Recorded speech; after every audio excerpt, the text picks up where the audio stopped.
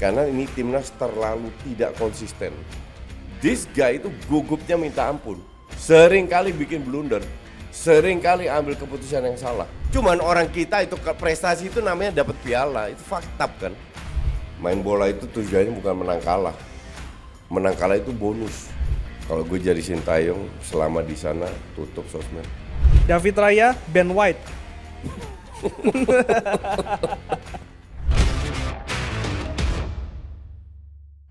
Timnas U23 Indonesia akan menghadapi Timnas U23 Gini dalam playoff Olimpiade Paris 2024. Spesial di Liputan 6 Sport kali ini, saya mengundang langsung pandit paling terkenal, dikenal, dan juga paling dicari sejagat sosial media. Ada Justinus Laksana. Coach Justin, selamat siang. Selamat siang. Terima kasih Coach, biasanya ngobrol-ngobrol di Zoom. Ya. Sekarang main ke redaksi Liputan 6. Jalan-jalan ke sini. Jalan-jalan. Lihat sikon.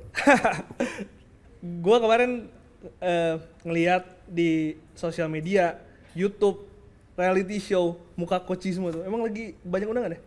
Lagi lumayan banyak undangan. Jadi domba-domba juga makin banyak dong. Ya lumayan. Coach, ini domba-domba di Liputan 6 ini mau ngedenger nih gimana pengamatan coach soal laga penentu Timnas pada hari Kamis nanti lawan Gini U23. Peluang kita seberapa besar sih untuk bisa main di Olimpiade?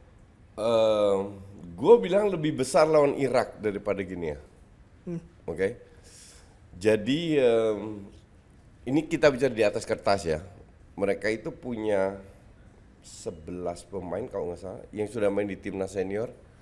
Kita cuman berapa? 5, 6, 7, 9 mungkin. Tapi dari itu ada 5-6 pemain itu main di divisi bagus. Kayak Moriba itu main di Getafe, mantan Barca, pernah di Leipzig, main di situ juga. Ada yang di Prancis, Lens. Jadi ada beberapa yang benar-benar sudah tahu sepak bola di level atas dunia. Dan itu nggak gampang, itu semua pengalaman yang kita kalah. Cuman kembali lagi, sepak bola itu kan bukan di atas kertas. Sepak bola itu kan bukan cuma skill. Sepak bola itu mindset. Dan di situ gue nggak ngelihat lepas lawan Irak. Lawan Irak itu yang gendong 4-5 pemain, sisanya drop. Kalau kita kayak lawan Korea, lawan Yordania, 11-11 bisa bermain bagus, we can win. Tapi lawannya itu lebih berat daripada Irak. Jadi peluangnya lebih kecil? Peluangnya lebih kecil. Kalau Irak 50-50 ya, sekali lagi bukan nggak bisa ya. Karena ini timnas terlalu tidak konsisten. Contoh Witan, nggak konsisten banget. Kalau kita bicara Marcelino, Arhan, Ivar, Justin, Rafael, ya Rafael nggak konsisten juga. Itu kan Nathan, 5 pemain yang lumayan konsisten lah. Mungkin nggak konsisten 1 match, 1,5 match, ya kan?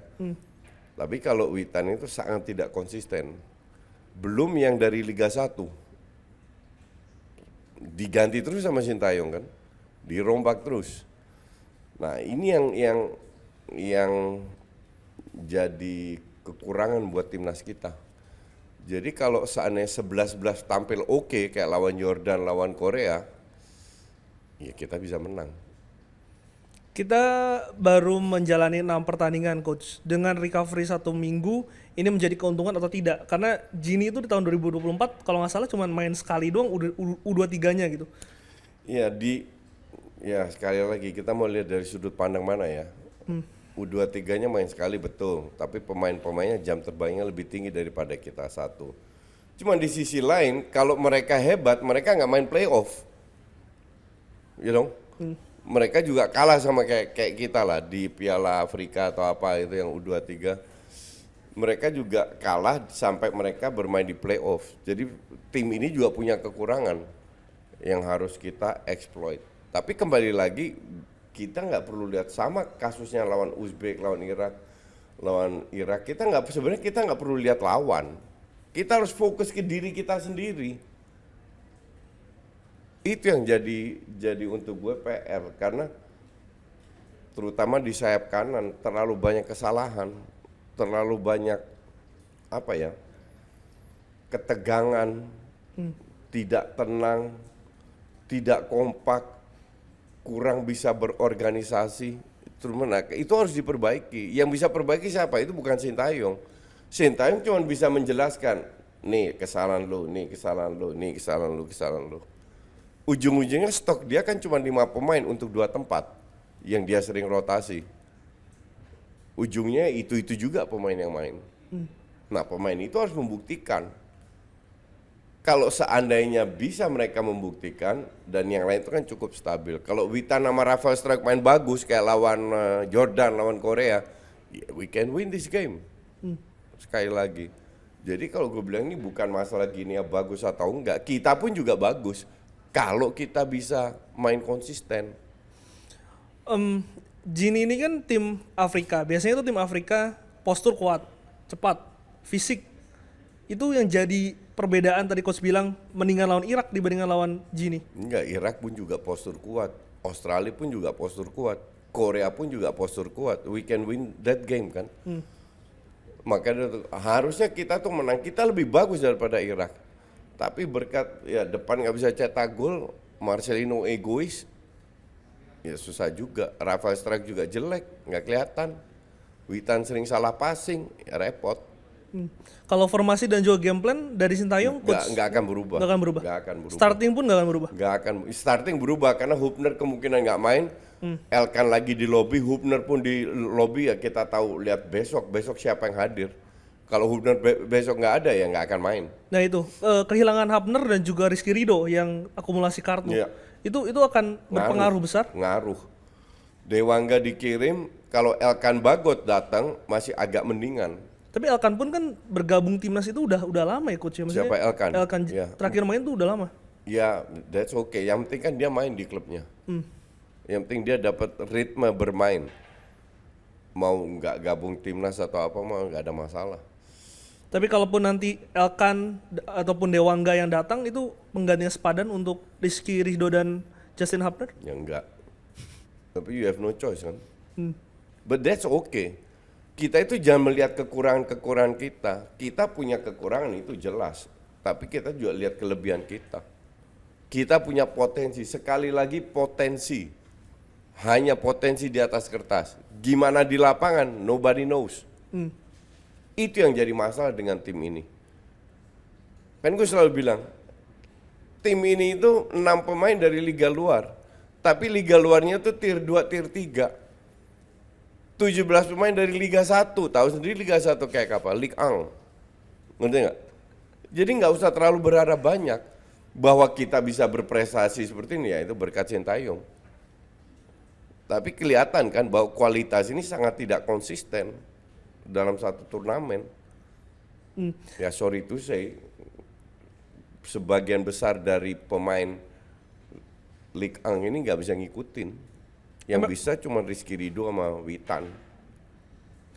Coach, sebelum saya ke bahas Ligue 1 dan juga Sintayong, saya pengen tahu pandangan coach yang kemarin pada laga terakhir di lawan Irak.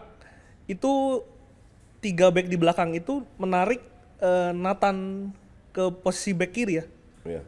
Tidak menarik Rio Fahmi, tapi Rio Fahmi tetap di sayap. Nathan yang dimundurkan. Itu memang salah satu opsi juga. Nah ini kan pilihan dari pelatih. Stok pelatih itu pas-pasan. Dia harus milih pemain terbaik gue geser untuk memperkuat defense atau memperkuat lini tengah. Pertama dia tarik ke belakang kan, di kiri aman defense-nya kan. Habis itu dia juga Sintayong juga lihat Witan keteteran, gak ada yang nge-backup. Dia geser ke tengah, Nathannya serangan lebih bagus, Witan lebih hidup. Ya ini kan pilihan. Either lu memperkuat lini tengah atau lu memperkuat lini belakang. Tapi kalau lu memperkuat lini tengah betul lu nggak jebol, tapi lu susah cetak gol. Pada saat lu memperkuat lini tengah, belakang lebih rentan, tapi peluang untuk cetak gol lebih besar. Ini dilema yang selalu diapin oleh pelatih pada saat itu yang pas-pas. Lu nonton MU kan kemarin, nah lihat MU. 75% cedera, kasarnya begitu. Lu mau pasang siapa? AWB mau nggak mau di kiri. Casemiro geser sebagai center back. Evans yang umurnya berapa? 49 itu harus jadi center back, ngerti nggak? Karena nggak ada pilihan. Ya kasusnya Sintayong juga kayak begini. Kualitas yang dia punya ya memang gini-gini aja. Jadi apapun hasilnya, prestasi kita sudah luar biasa. Dengan pemain yang seperti luar ini. biasa dengan pemain yang kita miliki. Memang gapnya itu sangat jauh ya coach. Jauh. Ya lu lihat sendiri lah. Lawan Uzbek kalau nggak salah, dia itu 3 pemain untuk dia pakai untuk sayap kanan loh. Kalau nggak salah Fajar dulu mulai, terus Rio Fahmi, terus Kelly yang main. Kan lu nggak percaya dengan sayap lu kalau lu udah ganti 3 pemain. Ya dong? Jadi mau gimana lagi? Ya emang kualitasnya segitu.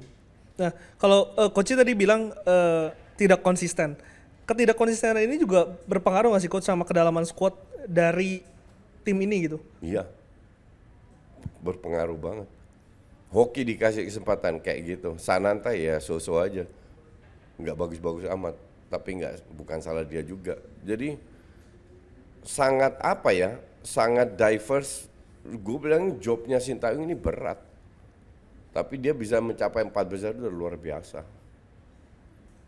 Gitu. Karena kita menang-menang terus lawan Australia sama Korea seolah-olah ekspektasi kita naik kan. Seolah-olah kita bisa mengalahkan tim dunia. Ya, nggak gitu juga kali konsepnya. Nah, makanya lawan Uzbek kalah kita dikembalikan ke bumi. Lawan Irak bangkit lagi, main bagus, tak. Tapi lu nggak cetak gol. Kebobolan lewat 2 blunder. But it happens, blunder itu terjadi dalam sepak bola kan. Makanya itu gue selalu bilang kan, lu kebobolan 2 cetak 3 gol, you still win the game. Masalahnya lu nggak cetak gol. Itu sayang, itu lawan Irak harusnya kita nggak kalah itu. Mainnya bagus ya coach, lebih Iya, bagus dibandingkan. Iya, lebih bagus daripada Irak kok. Dan kita setelah kebobolan pun masih bisa pegang bola, masih bisa main. Iya. But that's football. Peran Nathan sih masih tertarik coach. Dengan tadi ditarik back juga saya lihat kemarin Nathan ini menjadi orang pertama yang megang bola ketika kita build up serangan. Ya. Memang sesignifikan itu ya kemarin Ya. permainan dia. Itulah kalau lu lihat kenapa lawan Uzbek dari awal aja kita keteteran karena Nathan sama Jenner lagi jelek banget. Tengah nggak bisa pegang bola, Nyawanya di situ. nggak bisa distribusi bola, transisinya jelek, nyawanya di situ di 2 pemain ini.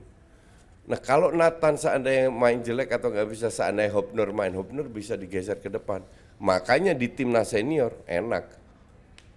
Siapa yang di tengah? Bisa Tom Hayem lebih attacking kan, yang DM lah.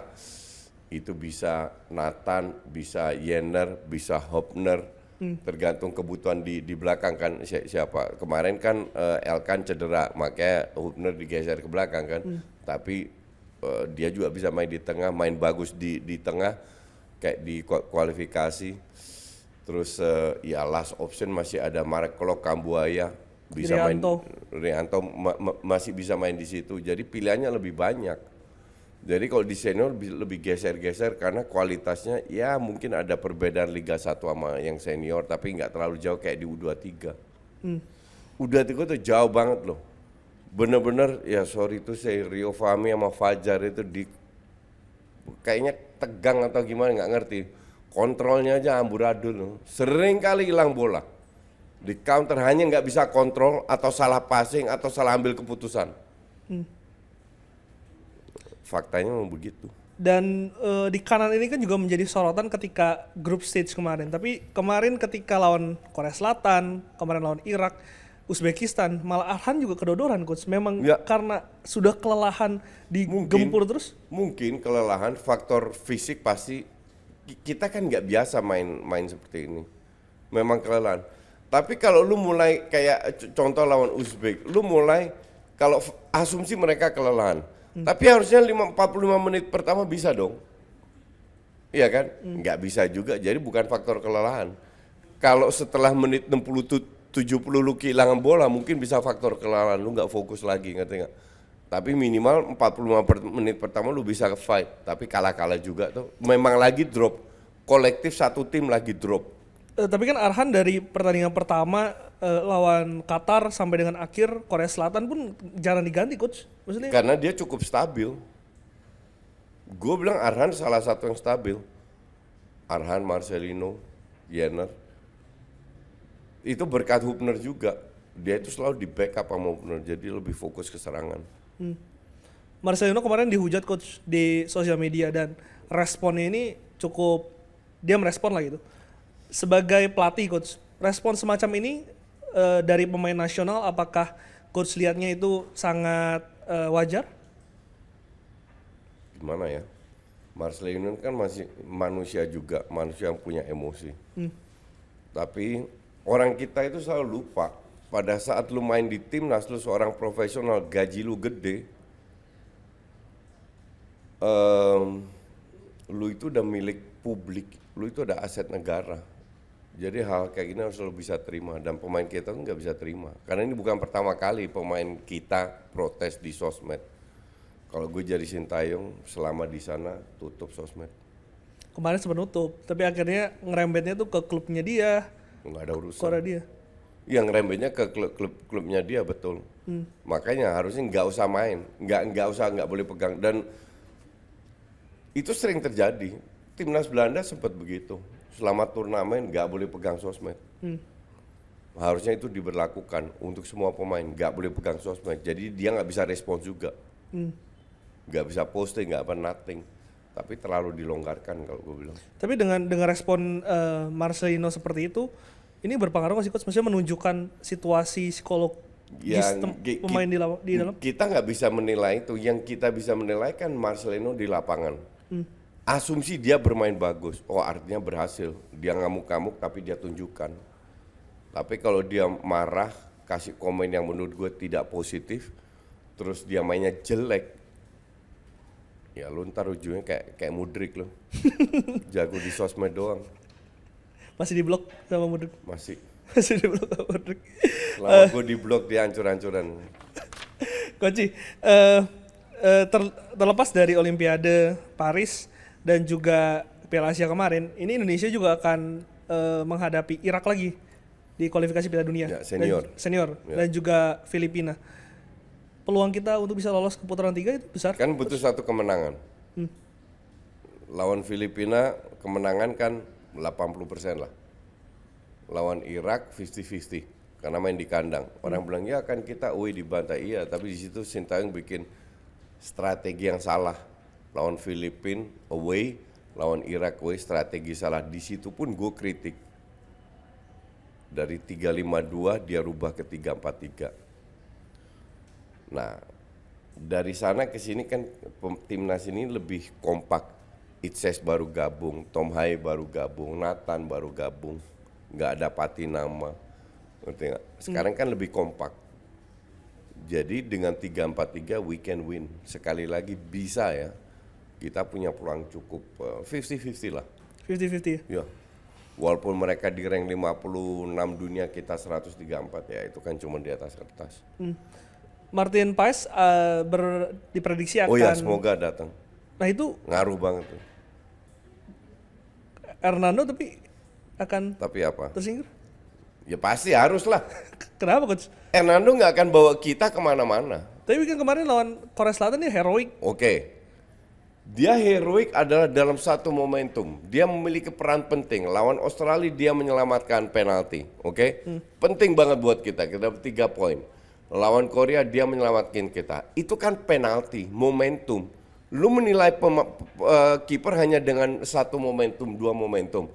Atau lu menilai selama 90 menit.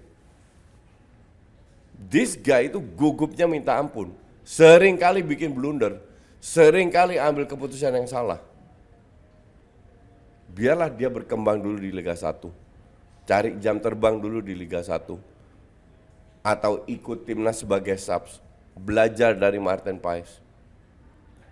Tapi kalau dibandingkan ya jauh. 2-3 level mungkin jauhnya. 3 level? Ya. Sama Hernando, 3 level. Dari segala segi. Dan lu lihat ntar lah. Lihat ntar aja Paes kayak gimana mainnya.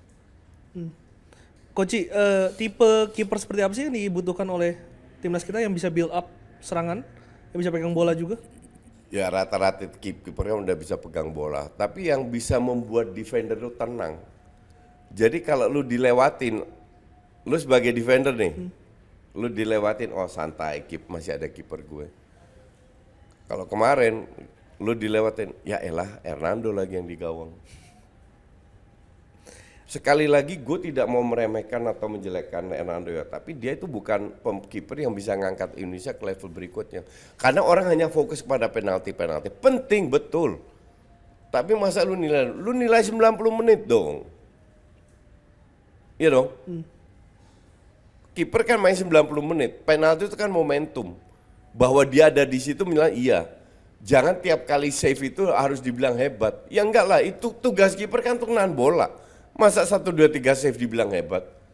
Ya enggak lah. Itu golnya Irak itu salah dia. Dia diving, dia save ke kiri. Bola kayak gitu buangnya keluar. Dia pukul bolanya ke depan. Sampai dia yang kena tiang, gol bunuh diri Arhan. Ya kan? Dari situ aja udah kelihatan, wah ini yang ngajarin siapa ini? Kasarnya begitulah. Dan ada beberapa keputusan dia juga yang keluar gawang tapi bola itu Bolanya blunder, iya betul. Wong bola gampangnya dia nggak bisa pegang kok. Di samping itu dia terlalu kecil 178. Oh, tinggi badan. Iya. Coach kemarin soal pemain keturunan ini juga menjadi kritikan publik. Salah satunya dari Gak ada kritikan publik, itu hanya segelintir orang yang mengkritik. Raja Nenggolan. Segelintir orang ya termasuk Raja Nainggolan. Dan Raja Nainggolan tidak salah, tapi dia tidak melihat tujuan PSSI di belakang perekrutan itu. Kan Raja Nainggolan bilang terlalu muda. Ya, yang entah Nggak ada berantah. jam terbang, ya kan? Ya betul, that's true. Dia nggak salah Raja Nainggolan. Tapi kan tujuan PSSI adalah merekrut biar mereka bisa 6, 7, 8 tahun di timnas. Jangka panjang. Iya, kalau lu sekarang pemain kayak Tom Haye, kayak Sandy Bose, bisa nggak mereka atau Yodi Amat, bisa nggak 6 tahun lagi? Ya enggak. Iya kan? Jadi yang dilakukan PSSI sudah tepat. Ada berapa yang senior, Shane, Wolf, Tom Haye, Jody Amat itu yang senior, banyak yang junior, yang masih muda lah, yang dimana mereka 5-6 tahun ke depan masih bisa memperkuat timnas. Di situ Raja Nainggolan nggak lihat. Tapi kalau dia lihat hanya sekarang, ya bener.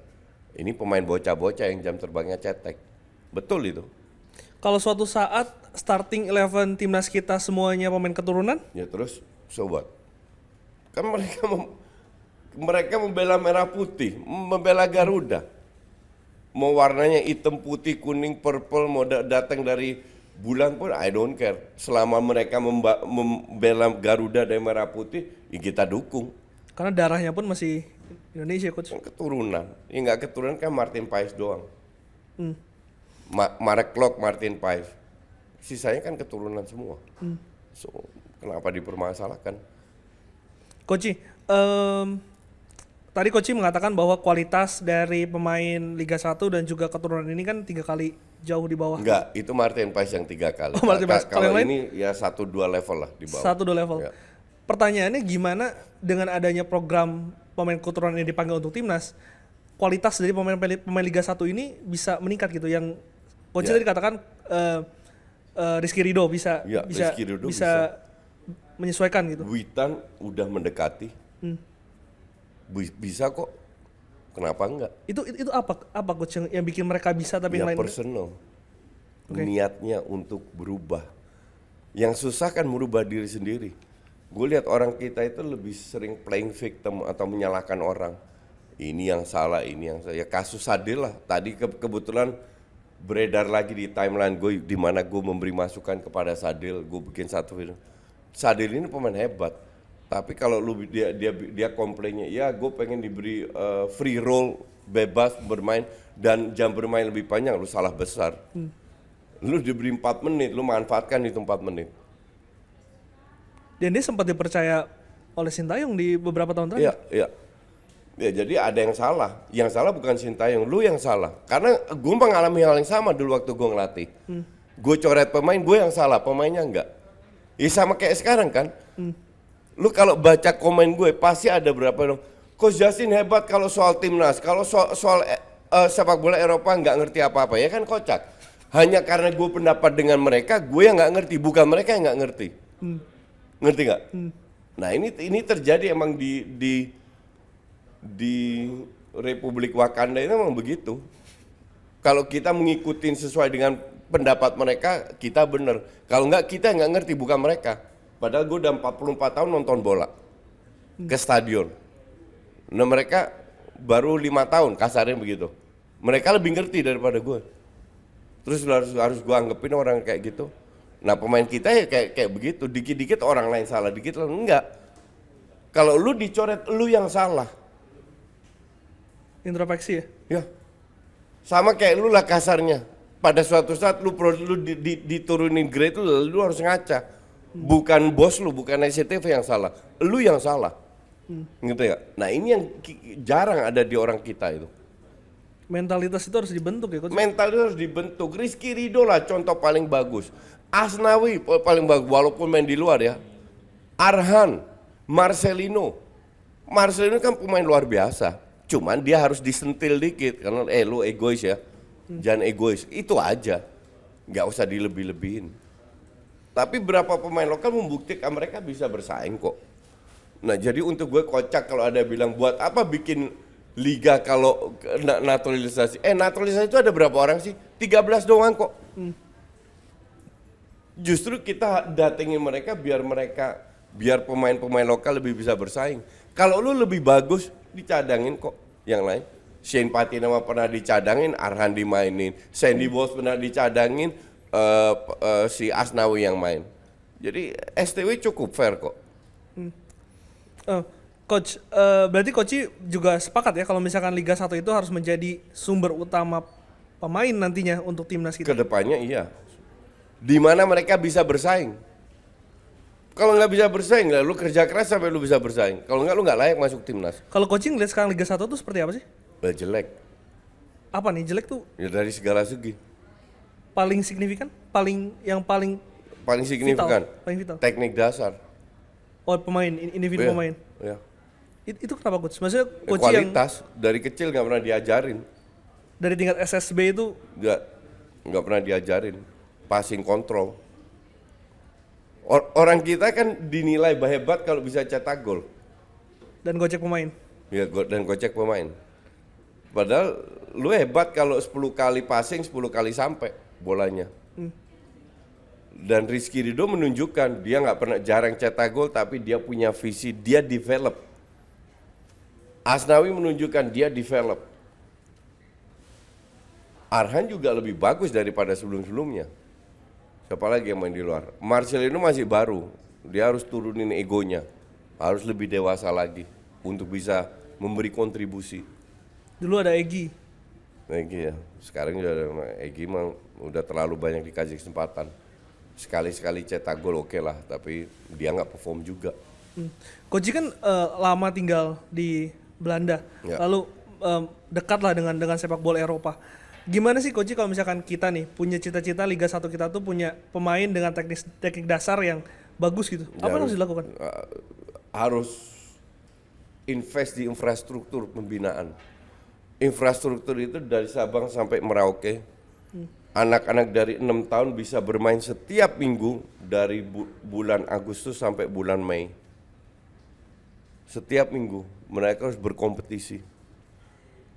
Kalau itu kan idealnya. Kalau nggak ideal ya udah bikin kelompok aja daerah mana-mana. Tapi itu bukan tugas PSS, itu bukan tugas SSB. Itu tugas federasi. PSSI dan Asprof. Asprof kan pegang daerah. Itu tugas mereka. Karena menarik ketika saya dengar wawancara Coach mengatakan bahwa pemain 17 tahun itu untuk ke klub itu sudah terlalu tua. Jangan 17, 12 tahun. Gue pindah ke Belanda itu tahun 79, gue usianya 12 tahun. Gue gabung SSB, ikut seleksi mana-mana ikut. Berapa? 12, terlalu tua. Yang udah 6-7 tahun, udah 8 tahun udah masuk klub. Itu yang harus dilakukan Ya. kita kalau misalkan 17 mau. tahun. Lamine Yamal itu 16 tahun udah gendong Barcelona. Seedorf 16 tahun udah main di tim utama Ajax. 17 tahun. 17 ini masih diketek emaknya di situ. Iya kan? Artinya harus dari usia sangat dini ya. Iya. Pasti mulai. Iya. Kenapa nggak bisa dilakukan sekarang di kita? Ya karena orang kita mungkin melihat itu nggak begitu penting pembinaan itu. Proses. Ya, proses jangka panjang. Top dunia sepak bola itu bottom up policy. Yang dilakukan PSSI sekarang, mereka berusaha untuk menggarap sebanyak mungkin. Erick Thohir fokus ke timnas, Ratu Tisha suruh fokus ke pembinaan, PT LIB fokus ke liga. Terus timnas cewek, kalau enggak ada yang protes lagi kok cewek enggak, dia ambil pelatih Jepang. Banyak harus dilakukan, tapi yang harus diperbaiki ya infrastruktur pembinaan. Pembinaan ya? Ya, dari pembinaan itu usia 6 tahun dari Sabang sampai Merauke, sebanyak mungkin anak-anak ini harus main tiap minggu. Pembinaan, teknik dasar, rutinitas bermain Ya, penting coach. ya, sama berubah mindset. Main bola itu tujuannya bukan menang kalah. Menang kalah itu bonus. Kadang lu menang, kadang kalah. Tapi belajar visi, disiplin, kerjasama, turunin ego, itu yang penting. Artinya kalau sekarang belum berjalan juga pembinaan itu, dalam beberapa tahun ke depan kita masih harus berpatokan pada pemain-pemain keturunan. Ya. Diaspora. Coach, menarik sebenarnya kan diaspora ini atau dulu banyak yang dinaturalisasi dari tahun 2010-an. Tapi saya pengen tahu kalau pandangan coach, Erick Thohir itu kan sejak Erick Thohir gitu, pemain-pemain ini tuh kualitasnya lebih baik dibandingkan dengan beberapa puluh tahun lalu. Itu kenapa coach? Itu kan proses belajar. Erick Thohir kan belajar dari sebelum-sebelumnya. Nah sebelum-sebelumnya mungkin nggak pernah belajar karena itu pertama kali diambil lah. Yang penting naturalisasi ya kuat. Kan semua pembelajaran, semua harus evolve kan. Jadi nggak ada yang salah, nggak ada yang salah. Yang namanya pertama kali ya pasti ada kesalahan. Nah yang keempat kali, nah mereka belajar dari 1, 2, 3 kali kesalahan. Nah itulah yang dilakukan Erick Thohir. Oh ternyata dulu begini. Oke kita rombak, kita ambil pemain muda yang diprotes Raja. Oke, tujuannya long term. Pemain mudanya minimal harus perform dong. Kalau nggak perform kan nggak dipakai juga mesin Tayong. Ya penonton juga bisa lihat lah. Sekarang gue tanya sama lu, pemain naturalisasi mana yang mainnya kalah sama pemain Liga 1? Yang ini nggak ada sih. Ya kecuali ada satu pemain bola dari yang baru promosi yang bilang pemain Liga 1 11-12 sama pemain naturalisasi. Siapa tuh coach? Coach kalau pemain keturunan paling bagus yang coach lihat saat ini? Untuk gue, Tom Haye. Tom Haye. Ya. Padahal Tom Haye kan baru sekali main. Baru coach. sekali main. Gue kan kenal dia dari Liga Belanda. Oh, itu di liga utamanya kan? Iya, starter. Starter. Iya. Dan dia ada keturunan. Iya. Dia ada keturunan. Nah kemarin tuh sempat ada di sosial media Roberto Mancini ini memuji ada 4 pemain kita yang semuanya main di abroad. Pujian itu kalau coach lihat hanya basa-basi kah atau memang? Ya basa-basi. Gak ada yang spesial dari pujian itu? Karena empatnya dimention loh coach. Kalau spesial itu kan udah diambil sama klub luar, diambil nggak? Sama seri B, diambil nggak? Nggak usah seri A, seri B aja, kan enggak. Itu sering terjadi hal-hal kayak begitu. Cuman kita kan langsung heboh. Padahal itu cuman, ya mungkin Hubner sih dari 4 yang dipuji itu Hubner gue bilang yang paling berpotensi untuk jadi bisa atau enggak ya nggak tahu. Coach, selain dari pengalaman belajar dari sebelum-sebelumnya, kalau coach lihat link dan juga hubungan Erick Thohir ke dunia sepak bola global, ini juga berpengaruh positif masih coach? Banget. Seberapa penting? Sangat amat penting. Orang itu, gue itu sengaja mendukung Erick Thohir bukan Lanyala. Lanyala gue salut, Lanyala dulu pernah bantu gue timnas futsal, oke? Gue kasarnya masih utang budi lah sama Lanyala. Tapi gue bukan Lanyala nggak bisa, Lanyala pun juga orang yang berpotensi untuk jadi ketua. Cuman Lanyala tidak punya pengalaman internasional yang dimiliki Erick Thohir, that's it. Seberapa penting pengalaman? Maksudnya apa yang paling penting dari pengalaman? Oke, gue kasih Dampaknya. contoh. Mendadak kasus U20 Piala nggak Dunia. boleh ini bla bla bla bla. FIFA lihat, oh kasus batalin. Biasanya kita itu di ban atau di apa, nggak dikasih apa-apa. Nggak lama kemudian dapat U17. Itu berkat lobby. Nathan nggak boleh masuk, disuruh balik, di lobby, dikirim lagi. Itu bukan berkat video gue, itu berkat lobby. Lebih Erick Thohir ya, Coach? Lobby Erick Thohir. Jadi banyak hal yang kita nggak lihat.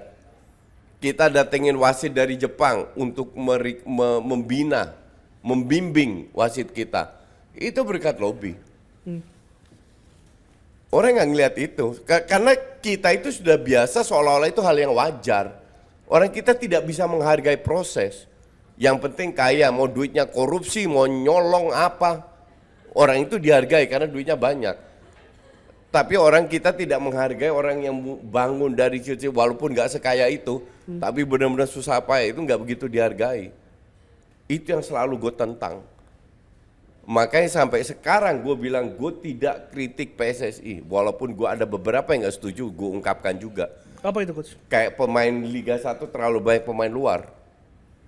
Oh, kuota pemain asing. Iya, untuk gue itu terlalu banyak. Idealnya? 2, 3 maksimal.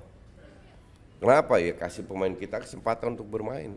Ini menghambat perkembangan, bukan timnas, tapi justru terlalu banyak pemain luar. Ya kalau perbolehkan itu semua klub pasti ambil dong. Iya kan? Sama ini kasusnya persis di Serie A. Serie A itu terhambat ya karena ini. Makanya di Inggris adalah istilah home ground. Ya untuk menyelamatkan pembina mereka, pemain-pemain mereka. Serie A, afkiran dari La Liga sama IPL kan dilempar ke Serie A semua.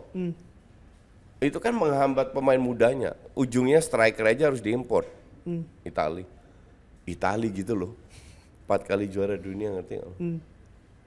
Ya karena terlalu banyak pemain luar. Tapi Itali kasusnya agak beda karena EU kan.